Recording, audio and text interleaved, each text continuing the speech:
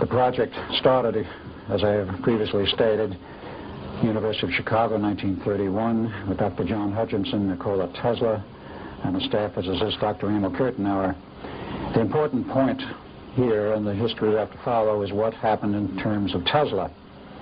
In 1934, Franklin Delano Roosevelt was elected President of the United States. 33 is elected, and he became actual President in March of 34. In those days it was March 20th. They've changed the date to 20 January since. And when he was in office, he invited his old friend Nikola Tesla down to Washington, as they had known each other since 1917, exchanging amenities, and President Roosevelt asking Tesla, well, what have you been up to? What have you been doing? And of course, the President already knew about the ongoing work on Project Invisibility, but there were other things Tesla had been into which were exchanged. And among other things, Tesla mentioned the fact that he had been in communication with extraterrestrials. Now, this very much intrigued the President, who, unknown to the general public, was very much interested in metaphysics and rather abstruse matters. He was very curious about this, and Tesla told him a little bit about it. The equipment had been developed for such communication by RCA, which Tesla had been a member and staff member since 1919. In 1935, he became Vice President and Director of Engineering and Research Worldwide, a post he held until 1939, when he retired from RCA. In that period of time, he developed some super-sensitive receivers, basically designed for RCA's use in overseas communication, and also a few transmitters here and there, all of which came in usefully to Tesla in his ongoing quest for knowledge. So he told FDR he had been in communication with several groups. Roosevelt was curious, can I talk with them? And Tesla said, definitely, I can arrange it if you wish, and he did. After which Roosevelt decided he would like to meet some of these people. And I asked Tesla, is this possible? And he says, I believe it is. He said, there's two groups principally you might be interested in talking with. He says, if you have in mind making any kind of a deal, because at that time, as everyone knows, we were in the midst of a terrible depression, and Roosevelt was looking for some means to get out of it, to end it. In those days, he was perhaps a little bit more altruistic than might have been the case later. So arrangements were made to meet two groups. First, the Pleiadians, and then later, a K group, as I call them, the Kondrashkin. He met first with the Pleiadians. They gave a pitch as to what they might be able to do to help. He says, fine, but I want to talk with the other group first before I make a decision. So he talked with the second group and decided in favor of the second group. And the Pleiadians at that point bowed out. And as a matter of fact, went over to Nazi Germany and made a deal with Hitler, which we'll not get into because that's another long story, but it does figure in the background precedent to World War II and the development of German technology. So Roosevelt accepted their offer of help, in which they said they would provide some new industries and other things. 1938, an offer was made to set up the entire new industry called atomic energy, which of course we have today. President Roosevelt was very interested and very receptive to the idea, and he consulted with his various advisors and the military says, whoa, if you let aliens set up an industry like this, even though it's on our home turf, and they are in essence controlling it and know where it can go, what happens? We do not have true control over it. What's going to happen in the future? Will we become vassals or slaves to them? The military advised against it, and Roosevelt turned his mind against it and so advised them, and they became upset and says, well, there's nothing else we can do for you, and disappeared into the woodwork. Well, in those days, of course, we did have intelligence apparatus, but it was not anywhere as near as efficient as today, and it did not have all of the niceties of spying, which we have now. So by 1940, Roosevelt was becoming very concerned. Where have these characters gone? What are they doing? They quite literally vanished as far as we could determine, or I should say the President and the staff could determine. He says, what are we going to do about this? Well, somebody came up with a bright idea. Mr. President, why don't we go out and find some of those psychics that are running around here and see if we can find some really good ones, and maybe they can tell us where they are and what they're doing. The President said, fine. Harry Bennett, who was then the president's right-hand advisor, was appointed the task of finding some good psychics and setting up a secret organization. He did. That organization, founded in 1940, later became known as the Corp. Very important for many reasons. It has been, until recently, the backbone and mainstay of some very high-level spying operations and intelligence on which many agencies are dependent. Now, that organization in its infancy in 1940 was set up by hired psychics who could prove they had their stuff together and knew what they were doing and could prove it. And they were given new identities and put in a secret warehouse in Arlington, Virginia, at least initially, and went about their tasks. Whether or not they ever found any missing key people, I don't know. But that organization expanded. It was set up to be a permanent organization, and of course Harry Bennett had to look for a man to head it up and organize it, train the people, and set up a total program. They found such a man in late 1940. He was hired in 1941, and he set up the training programs. And from that point on, they were looking basically for pairs, identical paired twins, which were ideal for the type of training they were doing, mostly male, some female pairs. And if they couldn't find them as time went on, they did use computers to computer match, but this came much later. Eventually, the CIA was formed. They took over the organization, and that was in 1947. About 1950, NSA came into being, and they inherited the Corp, and it's been under control of NSA ever since. So what did they really do, and what function did they serve? As time went on, and they expanded, and they did expand into about 50 operating pairs at their peak. They were perfect spies. They could penetrate virtually anything on this planet. And of course, after World War II was over, they were very interested in what they could do in terms of spying on Russia. Perhaps unbeknownst to us at first, the Russians also set up their own group, and there were several groups set up in other countries, but I'm only concerned with what happened here. The man who was chosen to head this organization up and actually remained as director until he retired in 1984 was a gentleman by the name of Emil P. de Costain. Perhaps some of you have heard the name. I know a few people have, but very few, because he was very much undercover. He was born in 1900.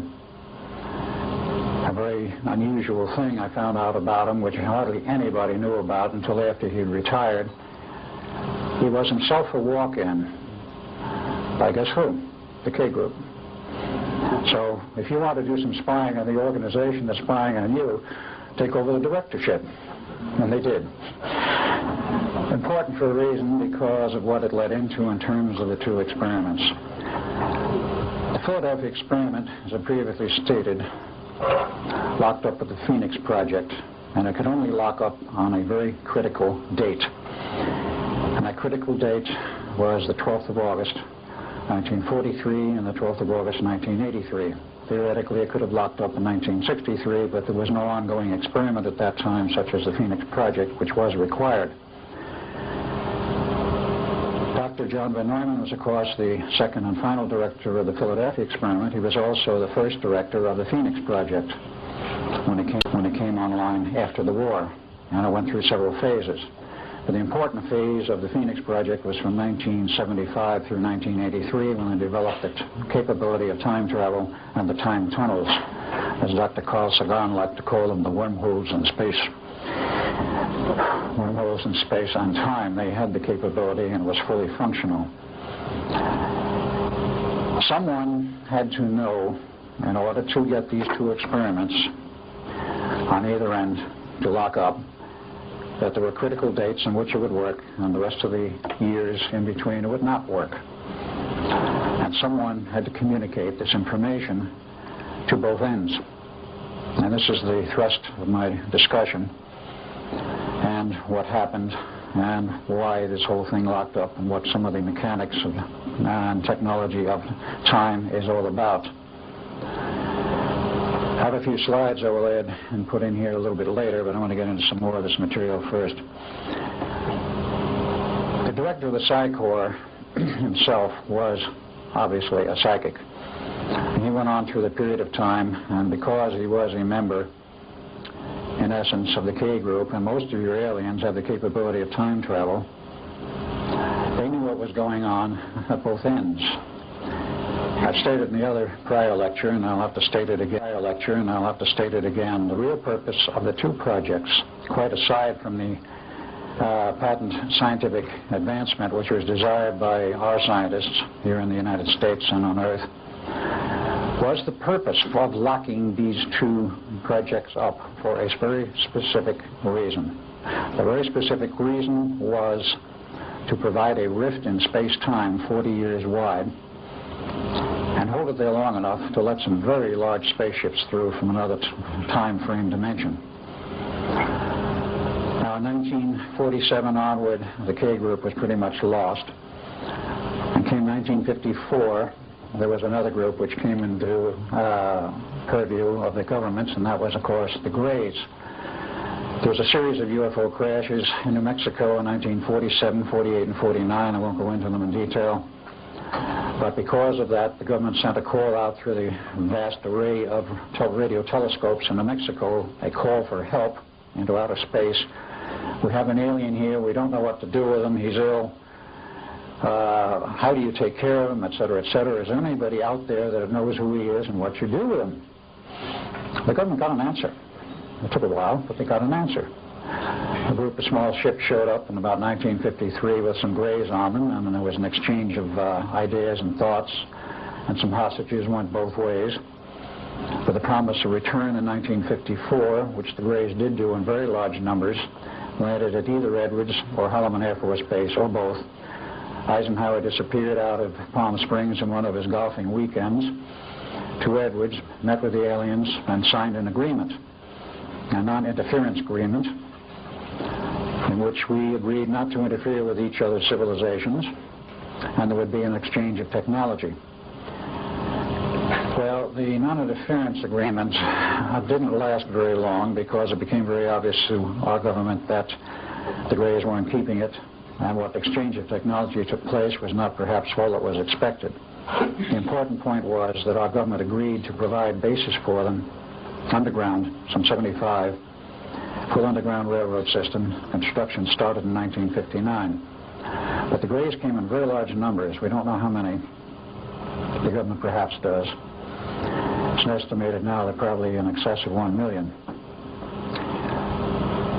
And a very large ship that came in wanted to orbit around Earth, and they provided shuttles down to the surface of the Earth. They could not have gotten through without that rift in space-time. Now, they were here. Other groups were here. There was a group from Orion. They actually were in charge of, in many respects, not formally, but in charge of the scientific development of the Phoenix Project. Therefore, they knew what it was capable of. They helped set up the science and the technology, and they also knew of the critical dates. The dates of 12 August is actually the function of the Earth's biorhythms. The Earth has a series of biorhythms, 4 of them, which, like the human biorhythms, do peak out once every so often. Nobody in our scientific community knew anything about this. It turns out, from what I've learned, that the ancients knew about it. Let us say, the recluse lamas in Tibet and elsewhere knew about it. They do have a great deal of knowledge. And they knew that the Mother Earth is actually a living entity, unlike the rock science, which is taught to us in the colleges, and has a sort of consciousness, perhaps nothing we can understand. But nonetheless, as a living entity, has its own biorhythms. And those biorhythms, 4 of them, peak out once every 20 years. A window approximately a day wide, usually falls on the 12th of August, plus or minus a day, because our Gregorian calendar is not all that accurate. It misses 0.24 days per year, and once every century you have to add a year to correct the calendar. Nonetheless, that was known to these aliens. Now, Emil Costain was in the middle of this, and he had to provide a connecting link, and as did also the aliens. Where we were in 1943 with that test, we had no knowledge of any kind why that date which was handed to us for the second test the 12th of August, which was given to us as a drop-dead test, which came from above the office, the top office personnel, namely the Chief of Naval. We knew the order came from beyond him, but at that time we had no idea where from. It came out of the little White House. There was two gentlemen in there who more or less had the knowledge and the communications. Harry Bennett provided the authority, and Dr. Costain provided the connection. And the drop-dead date was handed down on the authority of the White House to the Chief of Naval Operations that it must be conducted by or on the 12th of August. But the problems we had, the Navy knew, and those people knew, that Dr. von Neumann was going to delay as long as possible, and the final test would get as much time as possible. He worked around the clock trying to correct the problem, because he knew he had a serious problem, and they could not correct it. In any case, they waited until the 12th of August, which was the desired slot. On the other end, we had the Phoenix Project. Now, what is the history, very, very briefly, of the Phoenix Project? Its hardware became functional about 1975 in the earliest phases. President Nichols has gone into this heavily in the past. And by 77, it was operational. By 79, all the changes had been made. And it was signed off as a functioning entity, a fully operational project in 1980, and it was functioning from that point until it crashed on the night of 12 August 1983, sabotaged. That, however, is not germane to this part of the story. On the 1st of August of 1983, something very unusual happened. Prior to that time, the operation of the station, the Montauk operation, Project Phoenix, had been on an intermittent basis, several hours a day, maybe 8 hours a day, once every 2 or 3 days, whatever they had going in the way of a project where they wanted to utilize the equipment, they used it. But it was never used on a continuous basis, day after day. On the 1st of August, an order came down through the channels that the station would be turned on and left operational continuously until further notice. That meant around the clock. And it was. Now, what did this mean? I'm going to first show you a few slides, and I'm going to get into a little bit of, shall we say, whiteboard operation to show some of the aspects that are involved in terms of the time.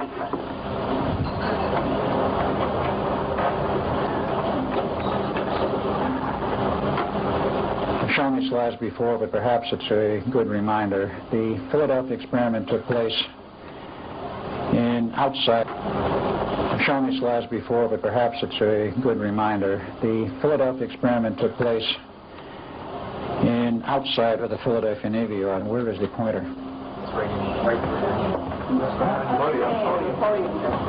Ah, there it is.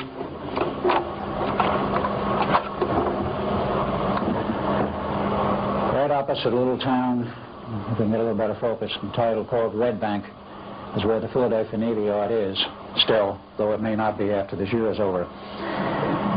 They are threatening to close it. The Eldridge was docked here. When they ran the test, they went down the river here a distance, quite a distance, to where the bay was at least 2 miles wide. It was about a mile on this point. They went further down the line here.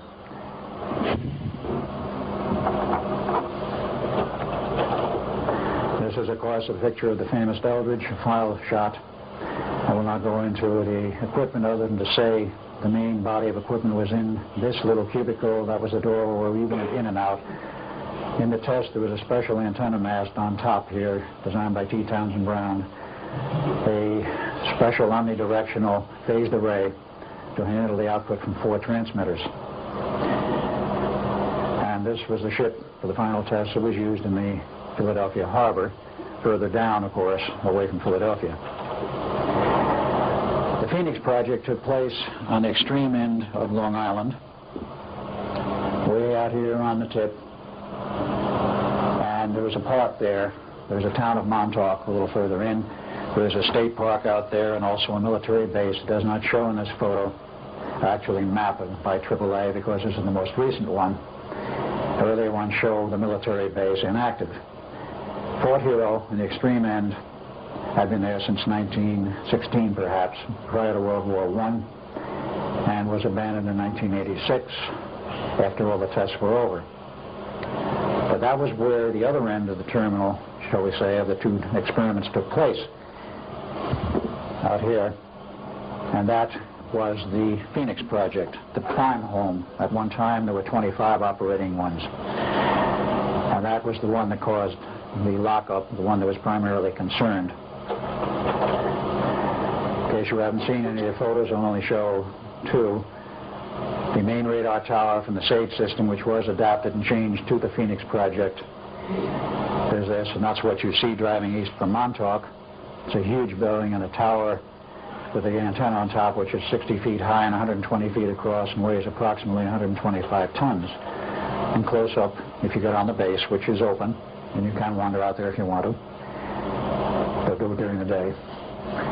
This is the tower, 8 feet, approximately 8 stories high, and with the antenna, the total height is about 150 feet, we estimate. Now I'm going to leave this slide on because what we were dealing with, very briefly again, in the structure of our universe as we know it, is a five-dimensional universe, five-dimensional nature, other than is in the blackboard. And time is of itself, as I think this slide is familiar to Bob Yedlick, is in the form of a huge torus and is a structure. This is a mathematical representation, of course. You have a central flow of time through the center, a more or less linear flow, which we call the time we measure, the fourth dimension. And of course you have this helical coil on the outside, which actually establishes the time rate flow. And this is called T2 and is actually the fifth dimension. Now what I need to get into here a little bit is what really goes on.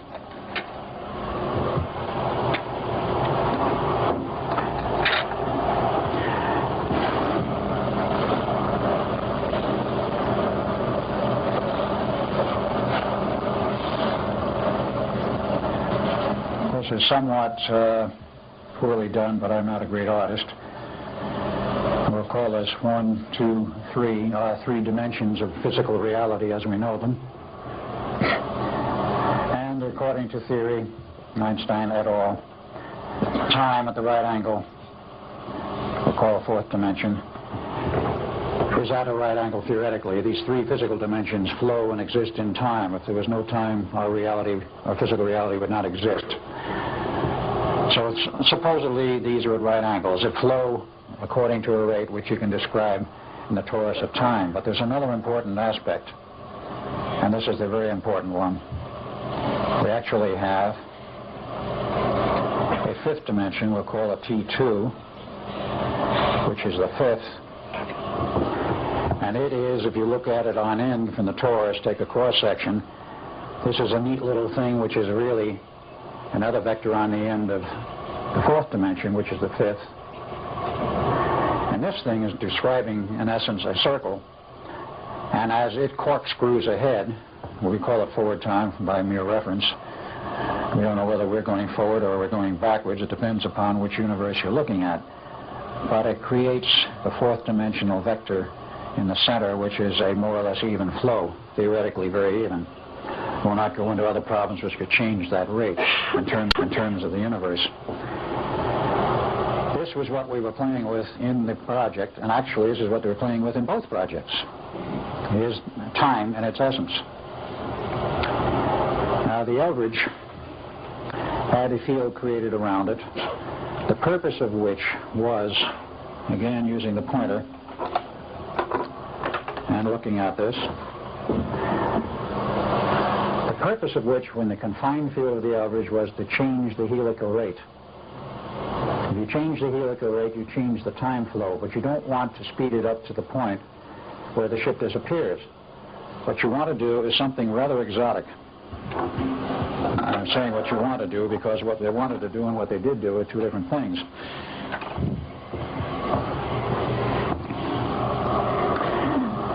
Speaking in terms of the, looking on the end of this, let's say this torus, our reality here, we'll call it reality 1, You have a second reality at 90 degrees, a third and a fourth, and you can even have a fifth.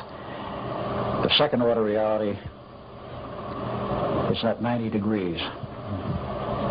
But you don't want to take the average that far in terms of the time element.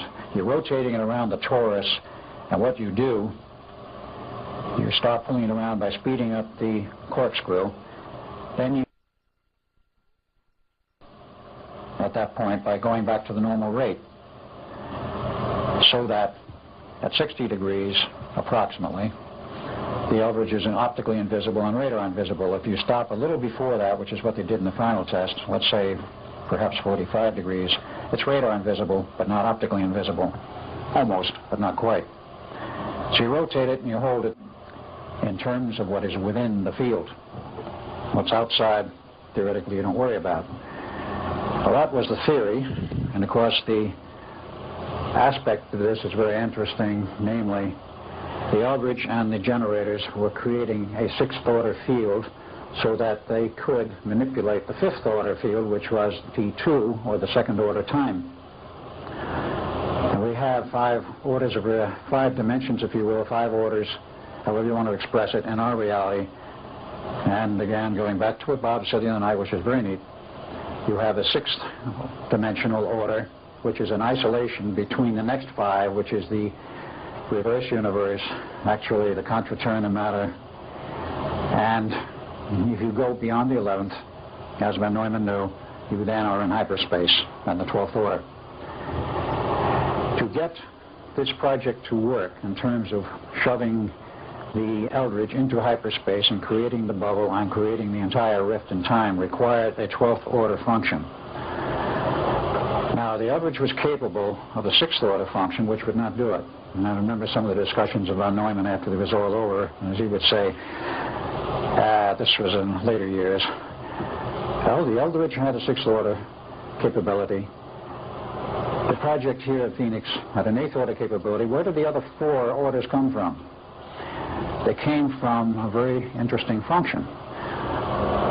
The Phoenix project normally could only produce an eighth order function, but it had the capability in terms of its memory systems and the actual network, the lattice of the LC networks, which are the energy storage networks, and the way they were designed, they could store etheric orders of energy.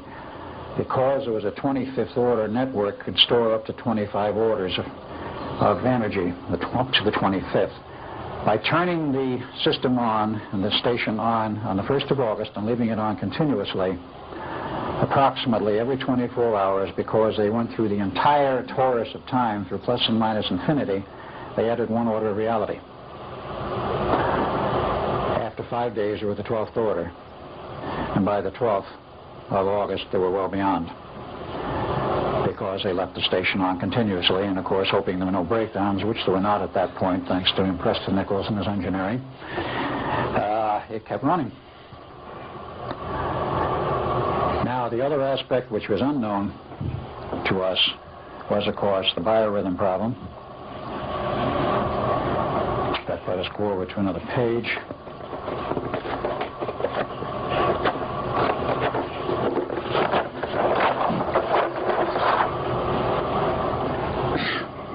The Earth's biorhythms are only drawn in terms of how they peak out.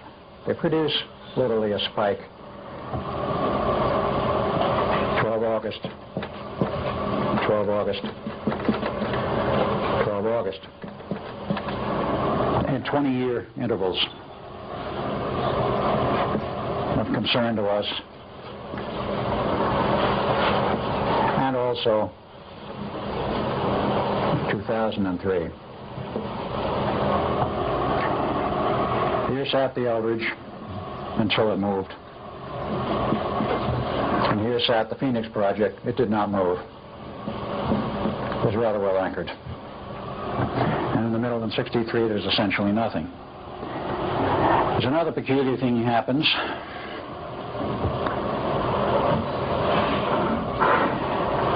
As you start this business of going through time, let's mark this as 43, let's mark this as 63, and let's mark this as 83.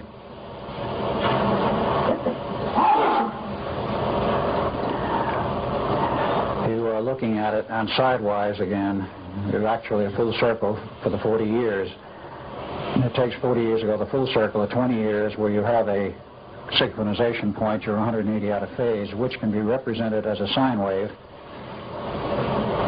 like so, with a crossover point in 63. But this is a flat representation. This doesn't mean it's reversing polarity per se, but it does. The problem was created, and the problem was created is this. Time also has waves. Like a standing wave in electromagnetic theory on an RF transmission line, if you don't damp it properly and its characteristic impedance, let us show theoretically a nice little line where we have RF on it, properly terminated, it's even of constant voltage, and as we say, the standing wave ratio is 1. That means you have perfect transmission and there are no waves coming back at you. If this thing is not properly terminated out here in the characteristic impedance of the source and the transmission line, whatever you're using, you start to get funny little things. These things start to build up, and you start to come down here to a lower level, and these start to build up, and you start going to a lower level. You build up standing waves, and these things go up, and they come back.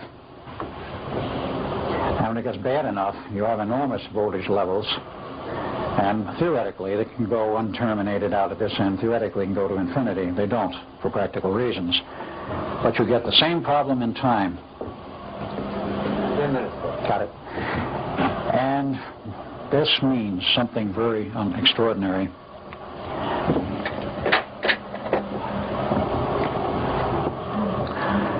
If you have standing waves in time, you will find that this time factor starts doing this.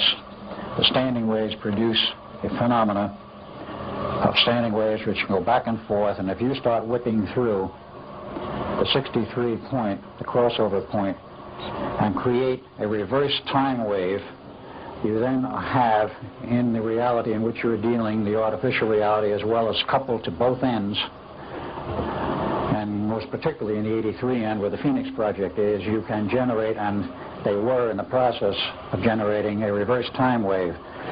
What happens if you have a forward and reverse time wave hitting the physical Earth at the same time? As I found out very recently, Dr. Van Neumann knew what the problem was and knew what could result. And they had to set up a special team prior to the critical date of 12 August 83 to handle the problem. Had they not found the correct team of scientists, there were 4 involved: Dr. Van Neumann, a second man whom I know but I will not give the name of because he doesn't want to give him, and 2 scientists from the future. Yes, I did say the future, because with Montauk they could go into the future or the past. They got a team together. They moved hardware to 1963 to provide damping, because they knew that if this thing... They got a team together. They moved hardware to 1963 to provide damping, because they knew that if this thing was not damped sufficiently, at least to a critical level, to prevent the reverse time wave from hitting, do you have any idea what would have happened?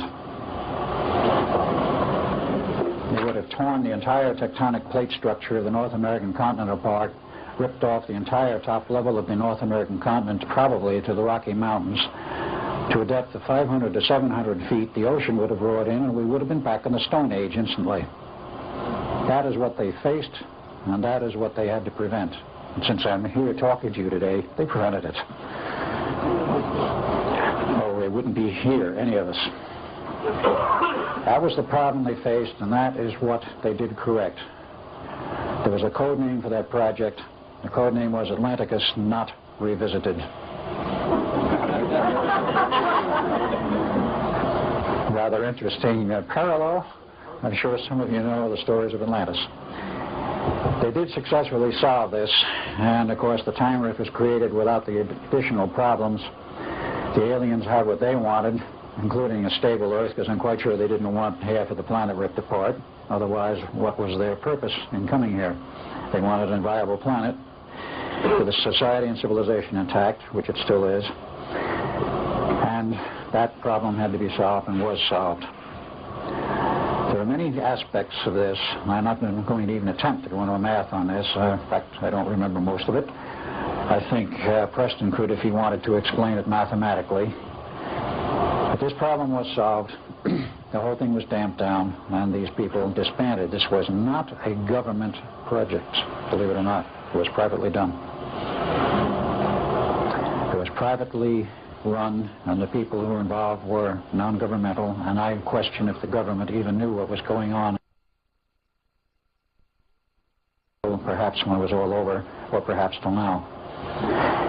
That was solved, and consequently it went on, and the physical aspects of our reality remained intact.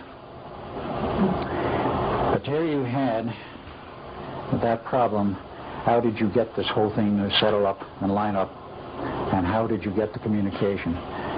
Without the extraterrestrials and without Dr. Costain, they wouldn't have been able to put the pieces together in that fashion, because the test on the 20th or 22nd of July of 43 with the Eldridge produced no oddball effects other than the fact they had serious electromagnetic exposure problems to the crew.